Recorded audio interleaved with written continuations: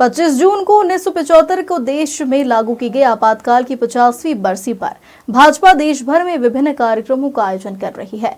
जहां इंदौर में हुए एक कार्यक्रम में केंद्रीय मंत्री सावित्री ठाकुर और कैबिनेट मंत्री कैलाश विजयवर्गीय ने आपातकाल को भारतीय लोकतंत्र का सबसे काला अध्याय करार दिया। दरअसल इंदौर में आयोजित आपातकाल स्मृति कार्यक्रम में केंद्रीय मंत्री सावित्री ठाकुर और कैबिनेट मंत्री कैलाश विजयवर्गीय ने कांग्रेस पर तीखा हमला बोला। कार्यक्रम के दौरान कैलाश विजयवर्गीय ने कहा कि संविधान की पहली हत्या जवाहरलाल नेहरू द्वारा की गई थी, जब देश में धारा 370 लागू की गई थी, जबकि बाबा साहेब अम्बेडकर, सरदार पटेल और श्यामा प्रसाद मुखर्जी जैसे राष्ट्र नायकों ने इसका विरोध किया था। वहीं विजयवर्गीय ने इंदिरा गांधी के कार्यकाल में लगाए गए आपातकाल को दूसरी बड़ी संविधान हत्या बताया। उन्होंने कहा कि उस दौर में न्यायपालिका, कार्यपालिका, विधायिका और मीडिया सभी को कुचल दिया गया था। इंदिरा गांधी ने खुद विरोध करने वाले लोगों को या तो जेल में डाला था या तो उनका राजनीतिक जीवन खत्म कर दिया था।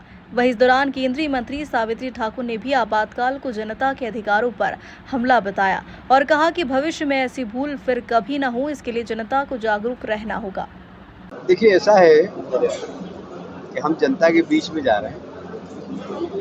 जो व्यक्ति संविधान की कॉपी लेके जेब में घूम रहा है, उसने संविधान पढ़ा कि नहीं पढ़ा। उनको प्रजातंत्र के 75 साल का इतिहास पढ़ना चाहिए कि कब कब उनके पूर्वजों ने संविधान की हत्या की। पहली बार संविधान की हत्या जब हुई थी, जब इस देश में पंडित जवाहरलाल नेहरू ने धारा 370 लगाई थी। और जब धारा 370 लगा रहे थे, डॉक्टर श्यामा प्रसाद मुखर्जी जो उनके मंत्रिमंडल के सदस्य थे, उनने विरोध किया। बाहर से पत्र लिखकर बाबा साहब अम्बेडकर ने विरोध किया, सरदार वल्लभ भाई पटेल ने भी विरोध किया। बाबा साहब अम्बेडकर ने कहा था कि आप धारा 370 लगाकर किसी राज्य को एक विशेष दर्जा देंगे तो देश की एकता और अखंडता के लिए खतरा है और ये प्रजातंत्र की आत्मा की हत्या है। पहली बार जब दूसरी बार श्रीमती इंदिरा गांधी ने आपातकाल लगा के लोगों की आवाज बंद कर दी। न्यायपालिका, कार्यपालिका, विधायिका, यहाँ तक कि प्रजातंत्र का चौथा स्तंभ बोला जाता है पत्रकारिता, उस पत्रकारिता का भी गला घोट दिया।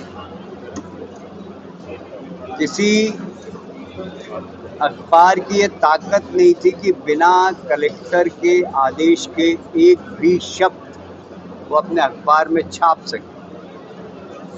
कोई सी भी न्यूज़ बनाना हो, कलेक्टर जब तक उसको ओके नहीं करता था तब तक अखबार निकाल नहीं सकता। अनेक पत्रकार जेल में रहे।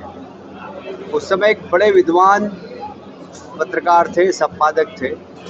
बोले ठीक है, लिखने पर सजा है ना, नहीं लिखने पर क्या सजा है। वो उस समय नई दुनिया के संपादक थे, उन्होंने संपादकी खाली छोड़ दी। भाई मेरा अखबार में संपादकी नहीं लिखूं, और विरोध स्वरूप पूरा संपादकी खाली छोड़ दिया।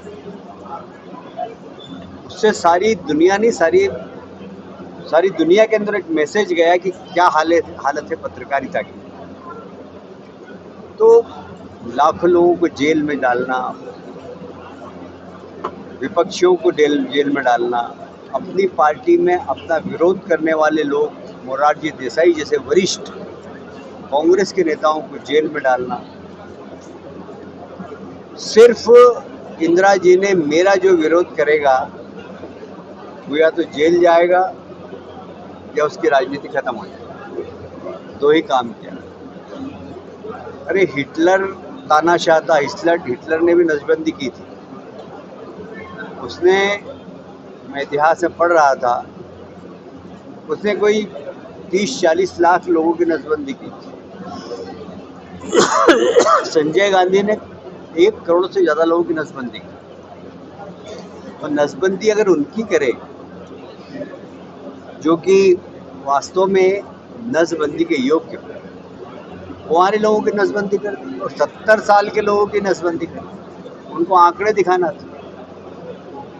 इस प्रकार डर और आतंक के साए में 2 साल इस देश की जनता ने झेले। हमारी नई पीढ़ी सब भूल गई। अभी मैंने युवा सांसदों से पूछा कि किस किस को आपातकाल के बारे में मालूम है। कुछ नहीं मालूम। हमारे देश के इतिहास को जानना बहुत ज़रूरी है। ये देश का सबसे खूबसूरत प्रजातंत्र है, दुनिया का सबसे खूबसूरत प्रजातंत्र है।